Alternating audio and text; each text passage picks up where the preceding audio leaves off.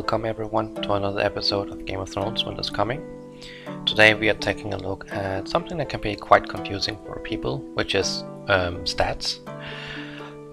Game of Thrones has a lot of stats. You can see here just during the economy bonus there's building speed, research speed, foraging speed, resource gathering speed. In the battle preparation we have training speed, single training quantity, stuff like that. We have army bonuses, we have command directive, army overall enhancement, enemy army weakening.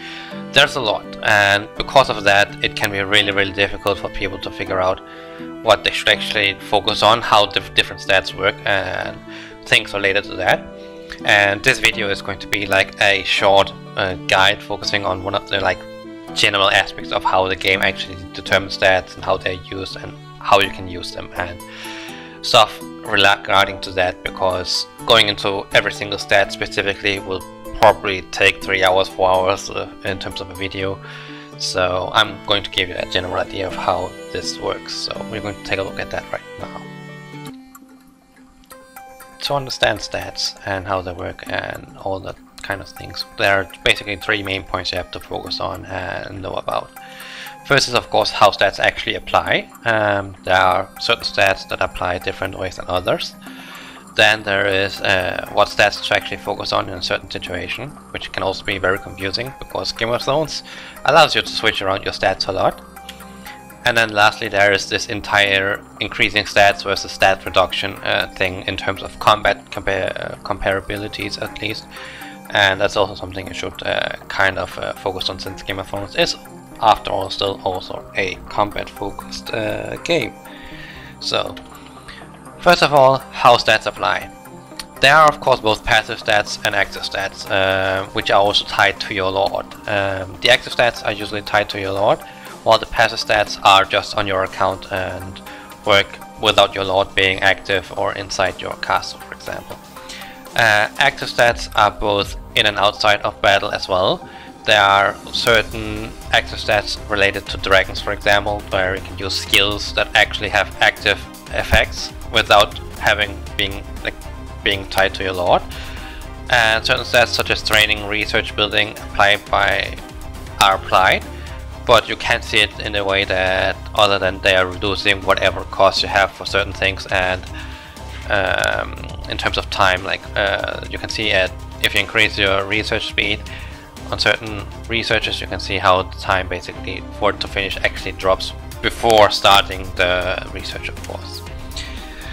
One of the more general things that you can see as a passive stats increase is the dragon blazing stats, where you can see, for example, that you get reductions from certain things against certain things.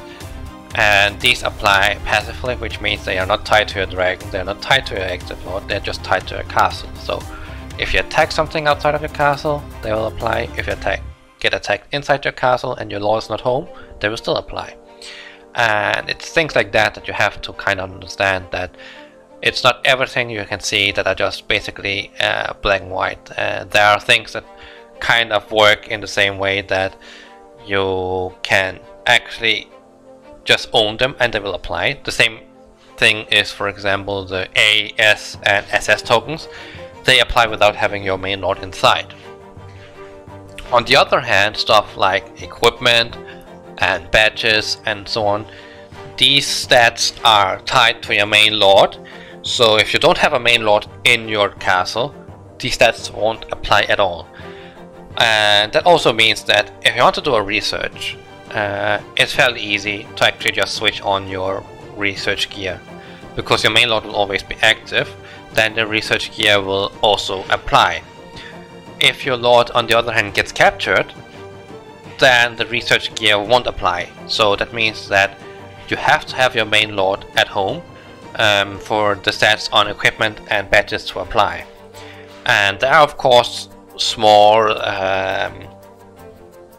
outliers where this doesn't really apply. For example, you can get combat stats from your dragon, but if the dragon isn't active or is not in the castle, then you won't get those combat stats, and that's not something that's passive, that's something that's active. but that's not something that's tied to your main lord. So there are various things that you have to be aware of in this game that apply only when your main lord is there, and there are certain things that apply that where your main lord is not required to be there. And you can basically, if you look through your account, then you can basically see, okay, what applies when and where. For example, castle skins have both owned bonuses and active bonuses, and the active one only applies if the castle skin is active, while the owned bonuses applies all the time, regardless of your lord being there, regardless of it being active right now. So they are like, you have to understand this difference between passive and active, and take a look at that, of course. Now you might wonder, okay, what stats should you focus on?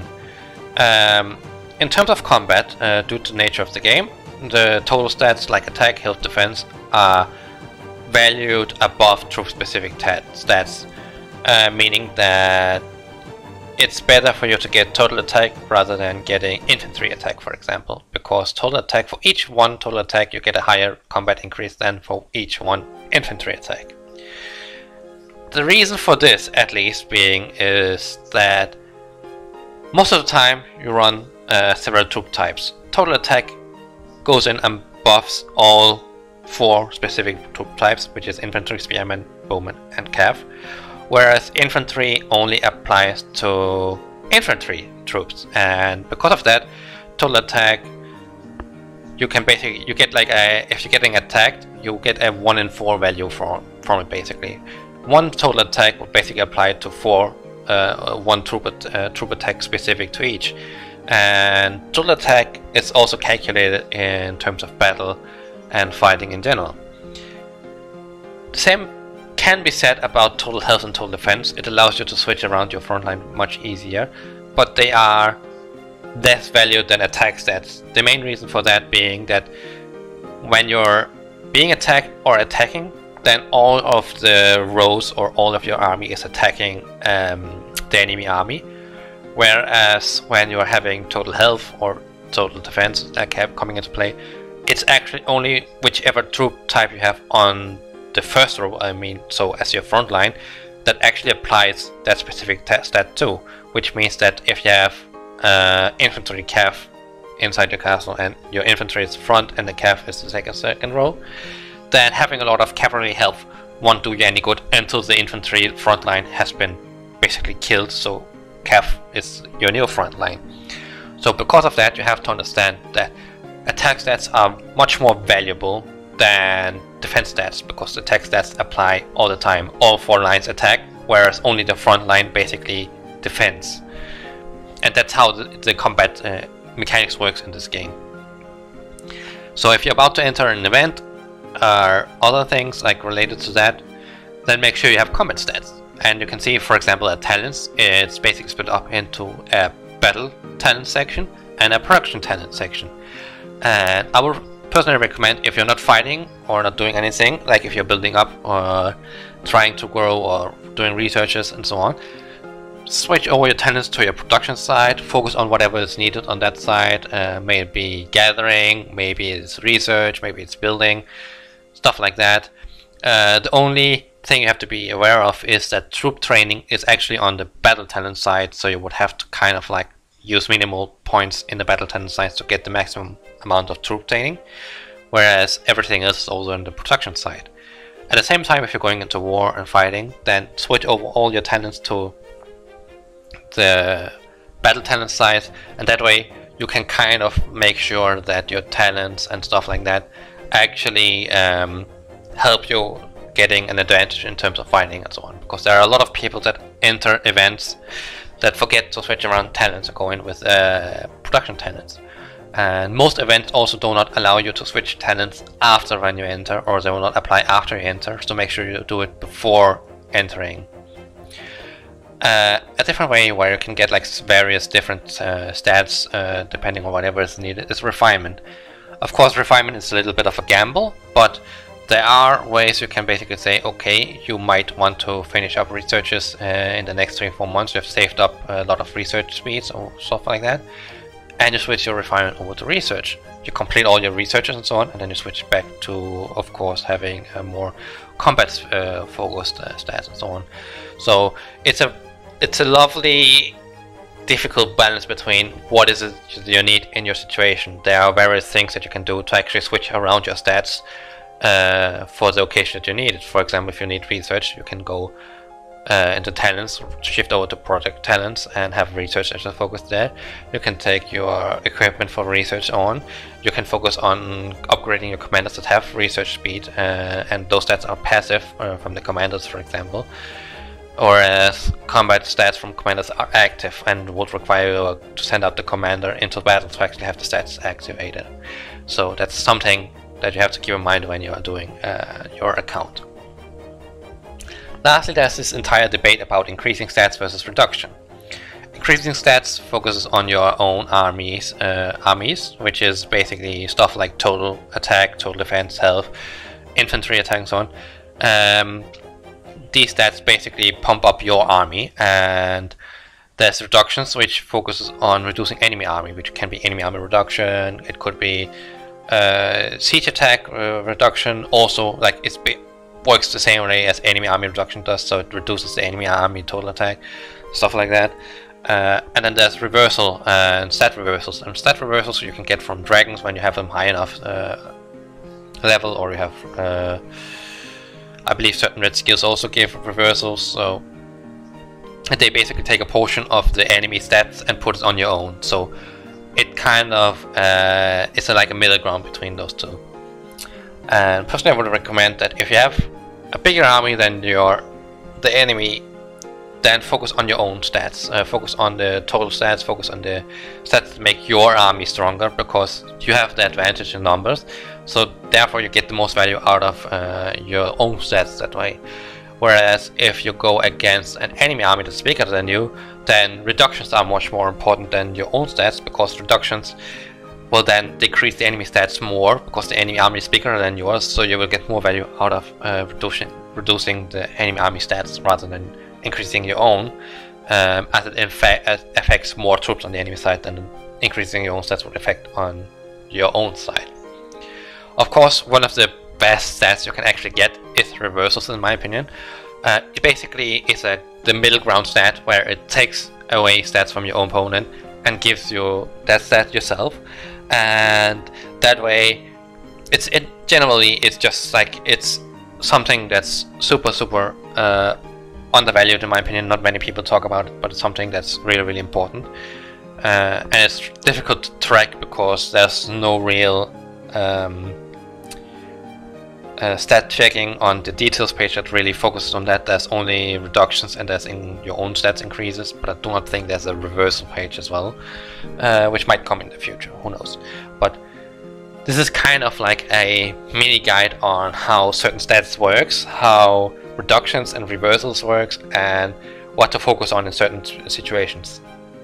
For example, if you plan to be a rally tanker, focus on your own stats, focus less on reducing enemy stats. If you plan on attacking armies that are bigger than you, or basically do rallies against big army castles, reductions is your way to go for sure. Like, have a lot of reductions that way, because that way you can punch harder and there's a bigger chance for you to actually hammer through. So keep that in mind when you're playing the game. And yeah, so we're going to take a look soon or fast in the game and see some of the other things that can be used. Now that we are back into the game, we are taking a quick look at what I mentioned before. There are certain events such as Siege of Winterfell Alliance Conquest, where you can't change your stats once you're inside, to make sure you have everything set up before you enter. The same about having the main commanders and stuff like that correctly set up, and equipment and all those kind of things. Like, everything that's tied to your main commander and stuff like that should be set up before you enter the match. And that way you will be able to have the stats follow you into the match. This applies to both Siege of Winterfell and Alliance Conquest, and also Army of the Dead, of course. Somewhere things that I'm aware of where you can change your stats, like it's doing KVK, for example. The stats are not locked in any way or form in KVK, so you can basically switch around your stats, your main commander and so on whenever you want to. This also of course doesn't involve having you to enter a different battle map at all, so keep that in mind. KVK, you can switch around, do whatever you want basically. AC, CCO Minimal, Army of the Dead, you can't, you have to have everything done before you enter. Champion City Siege, I haven't really participated in, so I'm not really sure about it. I would assume it's somewhat free to change, but I'm not entirely sure. Personally, I would recommend, if you want to be absolutely sure, check out or ask around people that have entered it and have experience with it. Otherwise, just do trade it the same way as AC, where enter with a specific setup, and you can always test around and see if you can actually change it inside. Glorious Battle, which is expected to come probably at the end of this month. We are not sure about exactly how it works, but I would assume that works a similar way as Siege of Winterfell, Alliance Conquest and Army of the Dead, where you have to change your combat stats before entering. So that's something to look forward to. It's actually something that I'm really looking forward to right now. But yeah, this kind of covers what I wanted to say in this video. Good luck with the events, everyone. Hope you liked the video. Like and comment if you want to. Subscribe to the channel, it always helps out, of course. And if you're new to the channel and want to play the game, the link is down in the description below. And so is the link for the Game of Thrones Discord group. And then there's of course also the link for the music video that I have. Music that I'm using. So yeah, good luck everyone. Take care. Have fun. Bye bye.